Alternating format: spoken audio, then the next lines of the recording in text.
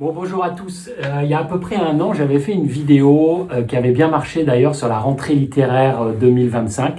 Je m'étais pas trop trompé, j'avais réussi à deviner pas mal de prix et cette vidéo avait bien marché. Voilà, là je suis encore en France, je repars dans quelques jours et j'ai fait déjà ma sélection pour la rentrée littéraire 2026 et je voulais partager avec vous quelques livres.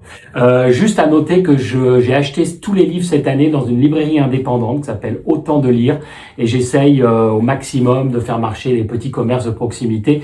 Il y avait encore beaucoup de monde qui allait dans cette librairie et ça fait toujours plaisir. Voilà.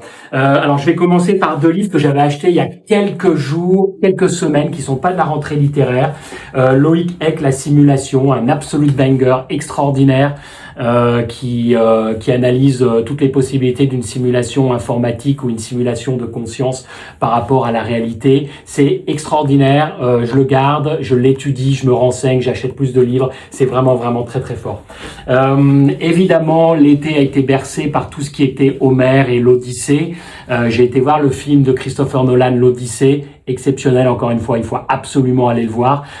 Et là, c'est un livre de Christophe Onno di Bio sur toute l'histoire de l'Odyssée, un petit peu racontée avec le vocabulaire et les phrases du 21e siècle. J'ai juste commencé, mais ça aussi, c'est vraiment extraordinaire. Là, j'attaque plutôt vraiment la rentrée littéraire. On est d'abord sur Philippe Génada, L'inconnu du quai de Javel. À mon avis, ça aura un prix, Femina, Renaudot, Goncourt, je sais pas. On verra un petit peu plus tard. C'est une histoire policière, un peu un maigret qui se passe, qui part d'un fait divers réel à Paris en 1949, et l'auteur reprend un peu tout ce qui est enquête qui n'a jamais été résolu. Ensuite, on a, alors là, c'est une nouveauté, un jeune auteur. C'est son premier roman, c'est un best-seller mondial, ça vient d'être traduit en français, donc ça vient de sortir pour la rentrée littéraire.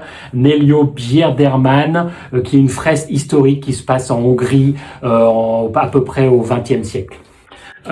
Aurélien Bélanger, j'avais beaucoup aimé La chute du parti socialiste, La théorie de l'information, un livre sur Viollet-le-Duc et l'incendie de Notre-Dame de Paris. À mon avis, très intéressant également.